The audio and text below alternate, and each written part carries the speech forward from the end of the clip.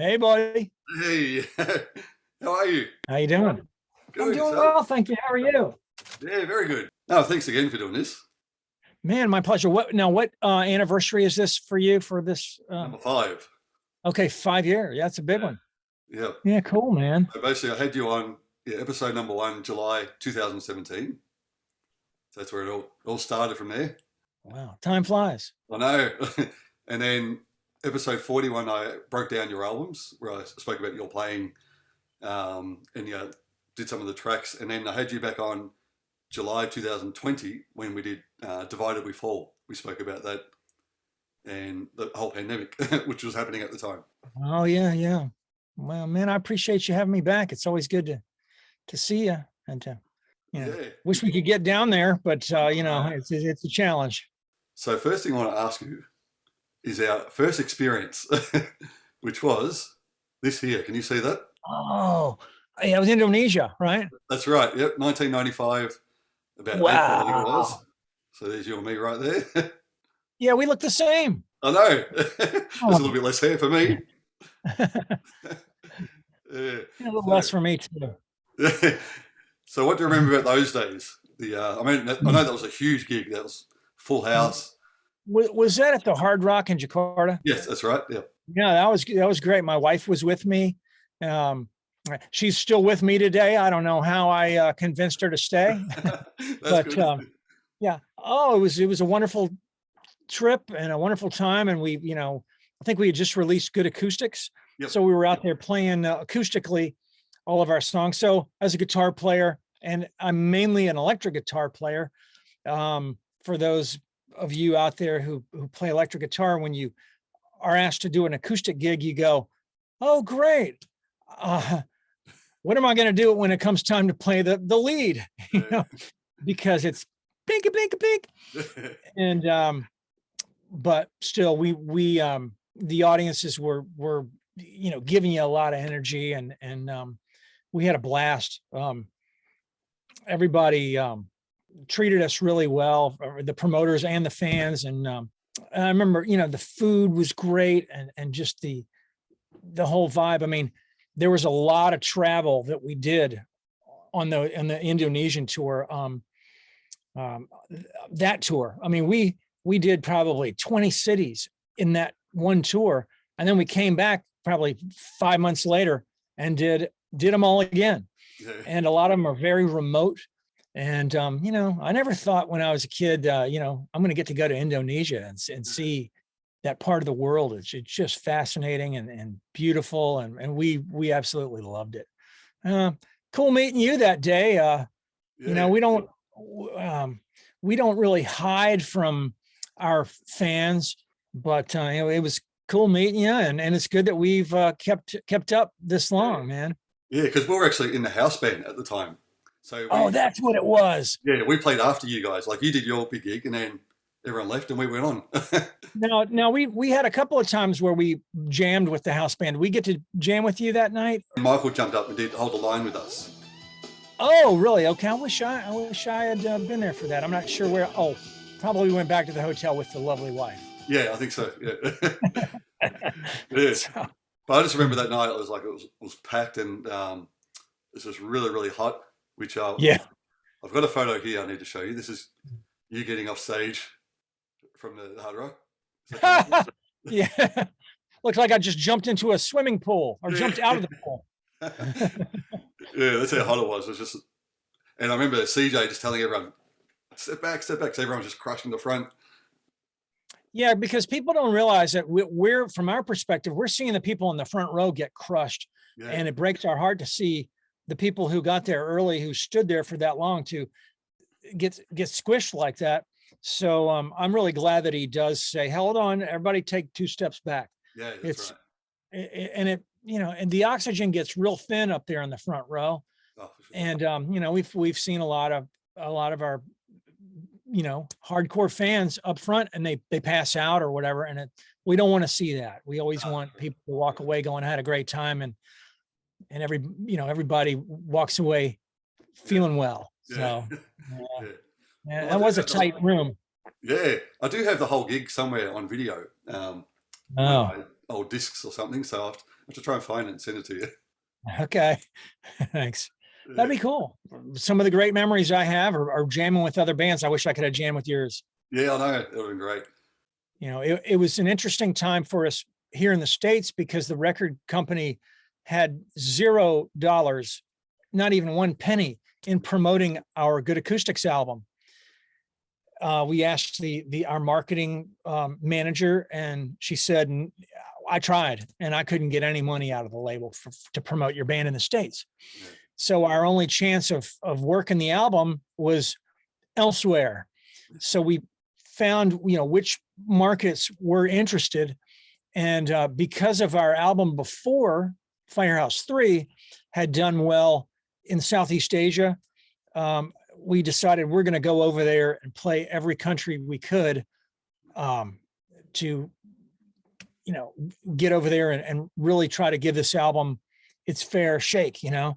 We'd gone over and toured lightly promotional wise on Firehouse 3, but I think going out there and doing Good Acoustics was really where we went everywhere over in Southeast Asia that we could, and just had a blast. It was great.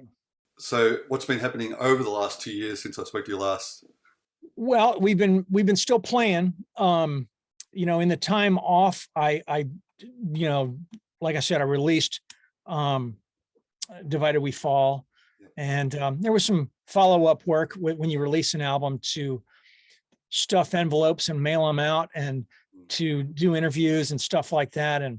But I've been getting back into playing more and practicing more, and kind of trying to find myself as a guitar player and find whatever I have in myself as a unique player. And it's hard to find that stuff because I'm influenced by so many people that I love so much. And I don't want to, come out and do something, the next thing that sounds like those people. So I just have to practice and practice and practice. And then hopefully more unique things will come out that inspire me to say, okay, I want to work on that as a song. And I got a couple of things like that, on the back burner. And when I'm all ready to go, I'll either put out an instrumental if I can't think of a really good lyric to go with it, or maybe a song where there's vocals in it. So I'm still working in it, still doing it all the time. I practice probably when I'm off about 3 hours a night from 9 till about midnight. We finish dinner, hang out, we watch a little something on TV, and then I come to my studio and I work for about 3 hours. And it's usually just playing and noodling and relaxing and just doing whatever I want. I don't have a structure. Yep. So I kind of like it that way. And it's helping me to kind of find myself, I think, as an artist. And that's my goal. Yeah, that's great. So when you practice, is there anything that you try to do that you think like you really challenge yourself as far as like technique wise? I don't. I should, but I come in and I pick up my guitar and I play whatever comes to my head. Yep. And I'll sometimes go back and listen to the ideas that I laid down in Pro Tools, the night before. But usually I just start playing. And then if there's something that I'm playing that I go, oh, that sounds pretty interesting, maybe I can turn that into something later. I'll record it real quickly.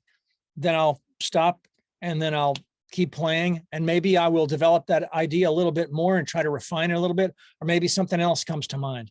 Yeah. And so that's really all I've been doing. And, a couple of different kind of feels. One day I'll feel like, go kind of groove. And some days I'll feel like kind of groove.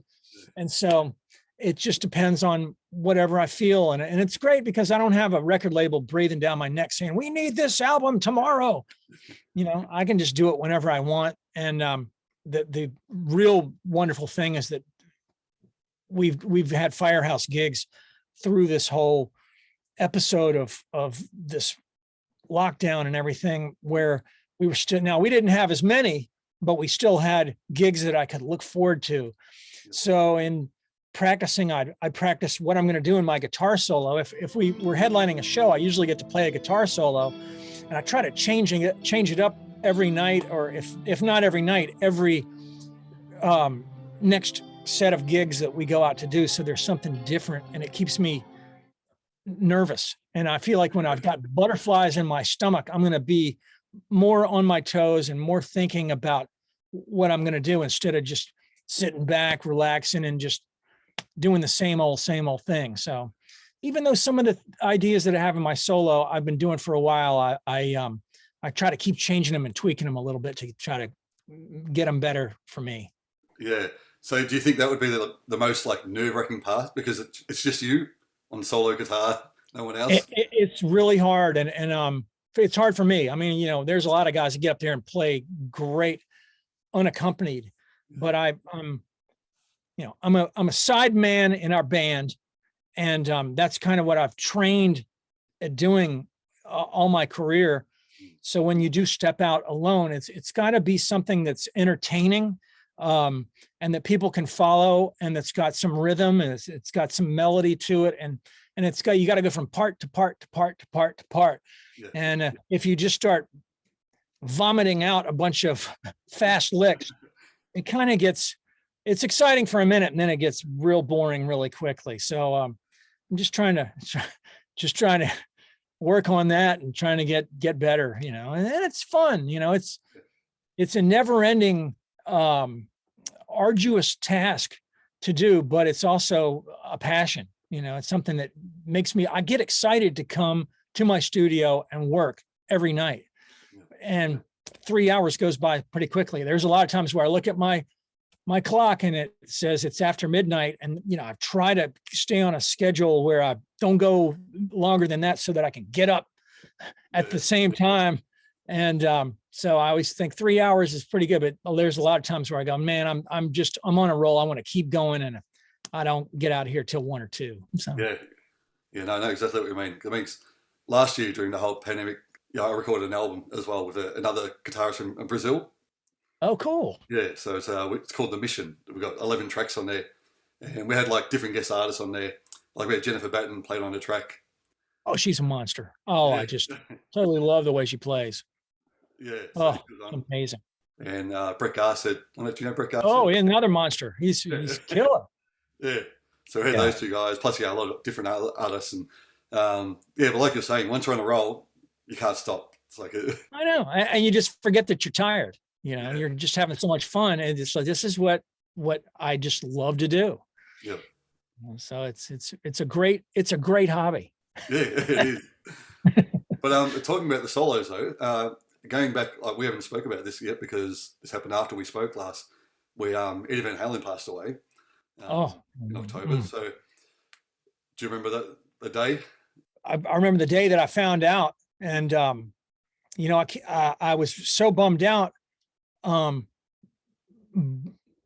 said that, we kind of saw it coming because he was battling cancer for a long time, but he was the most stoic,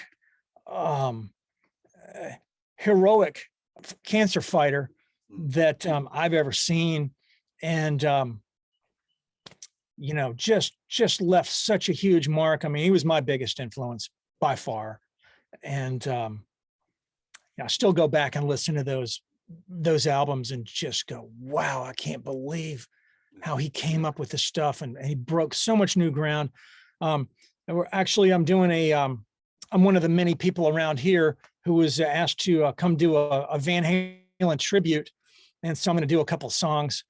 We're doing Bottoms Up, and what the other song we're doing, it'll come to me, but I can't remember, but just can't wait to do it. I mean, he was just the coolest, you know, and the greatest. I mean, and there'll never be anybody like Eddie Van Halen ever again. Yeah, I mean, exactly.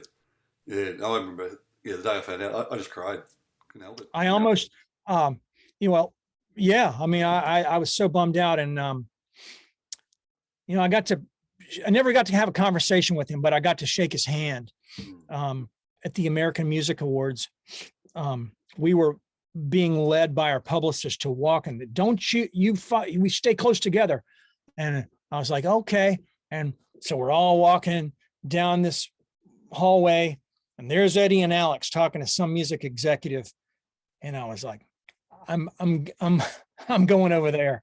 And I got chewed out for going over there, but I got to go up to him and shake his hand. I said, thank you so much for the inspiration. I wouldn't be here if it wasn't for you. Thank you also, Alex.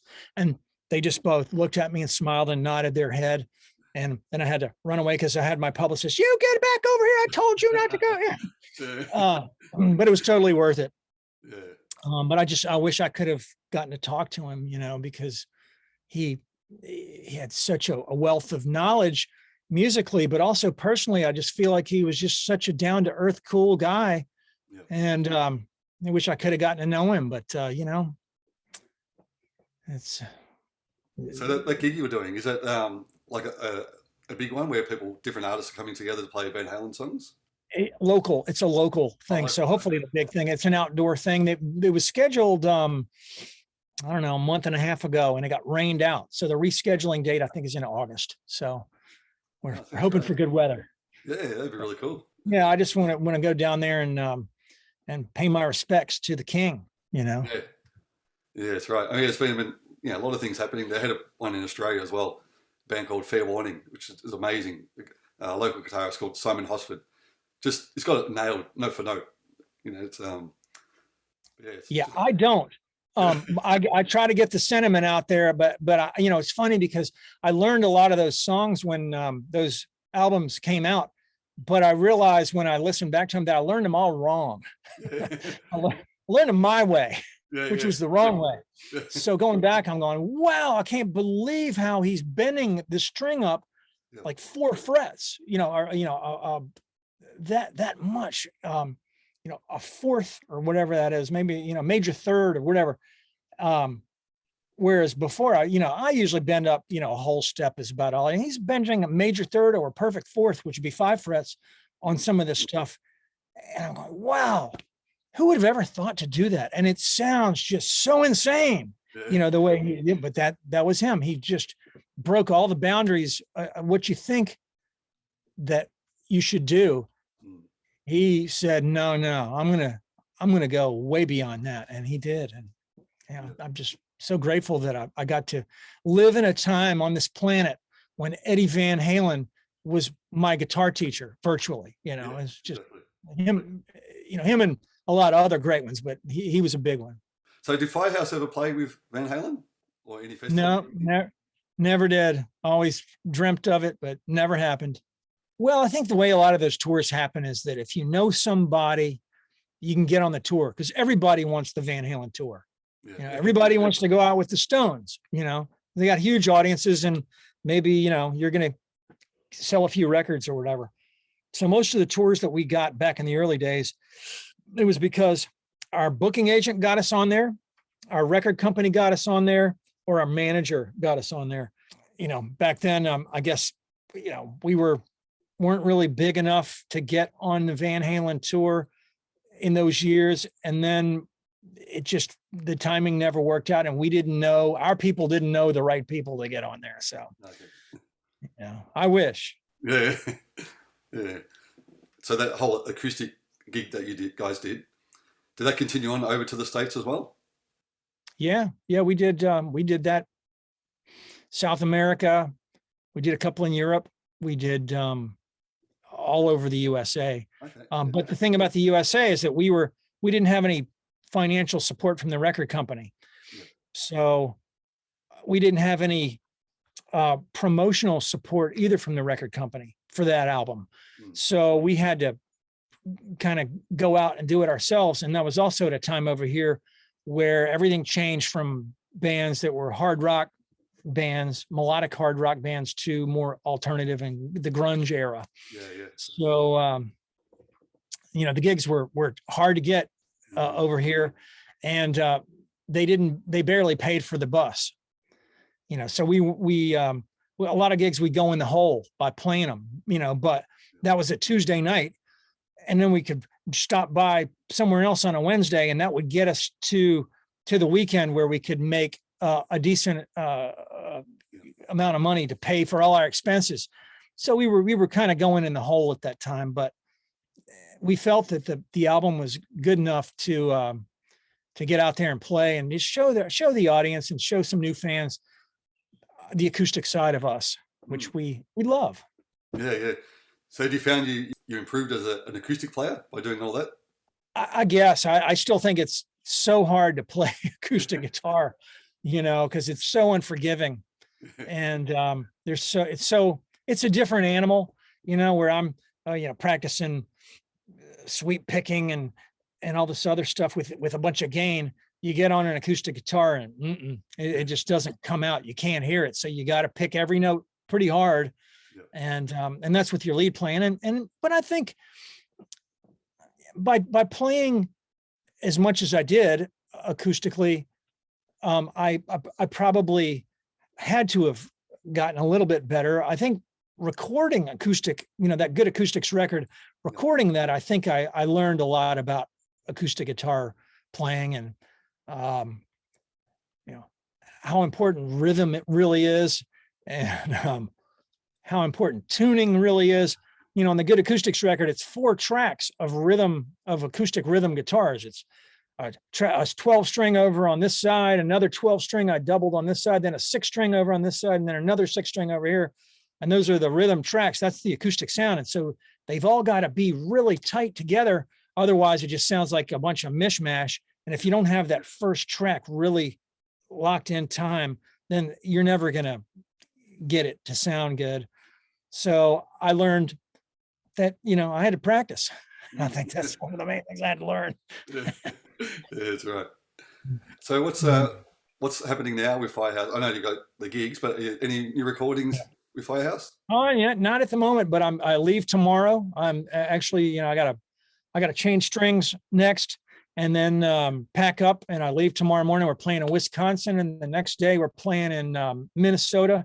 Then we have a day off, and then we play in Indiana, and then we come home for like 2 days, and then we go out again for a few shows. So it's picking up to being busy again. They're all fly dates where we, wake up really early to catch a really early flight and fly to play. And it's a lot of time sitting in an airport or sitting on a plane or sitting in a van to get to the hotel to take a shower, get something to eat, and then go to the gig. So it's a tight schedule.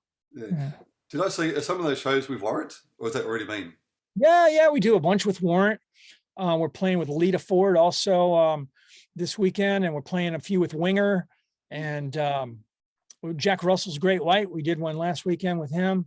Okay. And last show we did was with Warrant. Actually, that was 3 nights ago.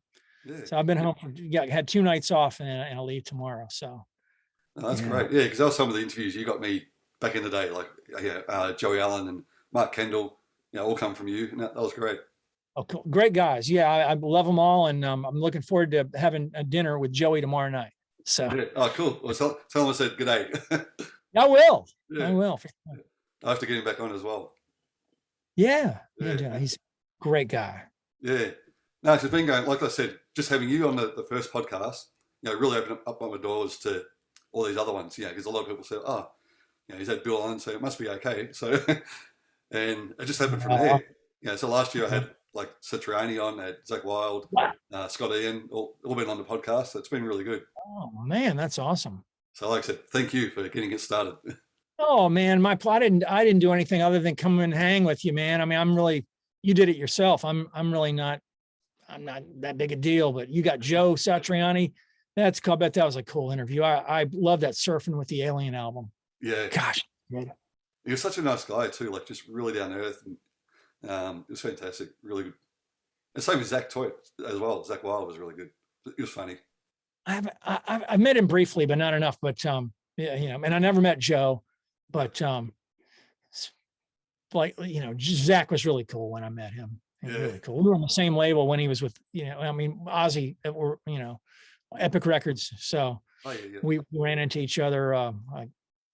I think some Ozzy show. We were backstage and we were talking. He's like, "Come over tomorrow. We'll get some beers." Man, I'm recording an album, but I'd love to. But just a great guy and a phenomenal player.